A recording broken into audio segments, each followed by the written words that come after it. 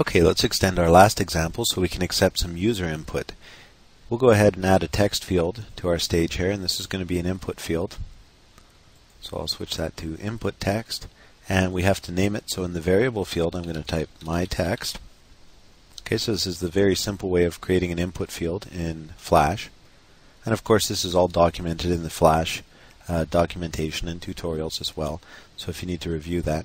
But at any rate, it's a normal text field we created with the text tool, and we've typed my text into the variable field down here. Let's go ahead and add a couple of text labels to our stage, or one text label actually, and then some buttons. So I'll put type URL text label here, and that's actually going to be static text instead of input text. And I'll just put that there for reference next to our text field. Now let's go ahead and create a couple of buttons. And these are just going to be simple rectangles which we can use to trigger a couple of actions here. And in this particular case we're going to create one button which is going to be for people to use as a go button when they've typed a value into the URL field and they want to direct our web browser object towards that URL. And the second one is going to be an exit button. So I'll go ahead and convert these to buttons with my F8 shortcut key, and then we'll go ahead and add some text labels to it.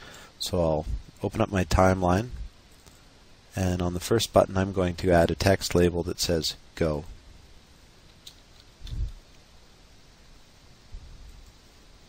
Okay, so we'll go ahead and change that to black, and it's going to be static text.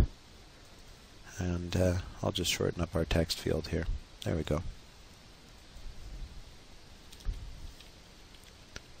Okay, that's roughly good enough. We don't have to worry too much about the centering. This is just a demonstration application. And I'm going to go ahead and add the text label to my second button here to say exit.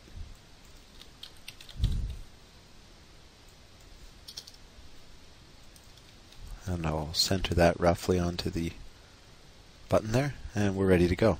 Okay, so we've created our application, a couple buttons, input field, and a text label. Let's go ahead and add some FS commands to our button. So the exit application is going to be a very simple one. Go into our actions editor here, select our exit button, and we'll just type in on release, and we'll go ahead and assign an FS command named exit. So we've done this before, we're just basically reviewing something that we've already done. Nice and simple. The go button is a little bit different. We're going to go ahead and again assign it to the on release event, but this time we're going to make our FS command a variable value. It's going to match up to our text field. Okay, so we're just going to type in here my text, because if you go back to the text field and select it, you remember we typed that into the variable field here. So that'll correspond to this. Every time we press the go button, it's going to pass that value to our AutoPlay Media Studio file. So let's go ahead and publish this movie. File, export movie. We'll put in the Flash folder of an empty AutoPlay Media Studio file, or in this case, rather, not an empty file, our last example, sorry. And we're just going to go ahead and replace that in our Flash folder. We don't need to make any changes in the application itself. Let's go ahead and double click onto our Flash object, and this time the action we're going to want to put in here is a web load URL, and we're just going to pass the EFS command value, so the built-in variable of that FS command name, directly to our web object. Now we're going to actually sandwich that in an if statement here, and we're going to say if, and then the value of our EFS command built-in variable does not equal exit. Okay? So in this particular case, if someone clicks the button that does not equal exit, then it's going to load that URL into the web object. If someone clicks the exit button, we're going to trigger a different action. So we'll say if EFS command equals exit, then, and we'll just put an application exit action in here, and we'll go ahead and press OK and preview our application. Press F5 to preview. Okay, and you can see our Flash movie. I'll go ahead and minimize this background stuff so that we can see our Flash movie. And you can see our Flash movie here. We've got this type URL field which we can type into. So let's go ahead and type in a URL. We'll say www.indigorose.com. And we'll go ahead and press the Go button. And as you can see, it surfs right to indigorose.com.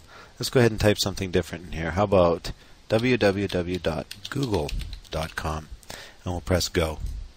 Again, it goes directly to Google. Let's try one more just for purposes of demonstration. How about www.ebay.com? And we'll press Go. And you can see it goes directly to eBay. So that's a perfect example of how you can accept user input from a Flash object and take it into your AutoPlay Media Studio application and pass it even to another object, such as here where we're passing it directly as a URL to our web object.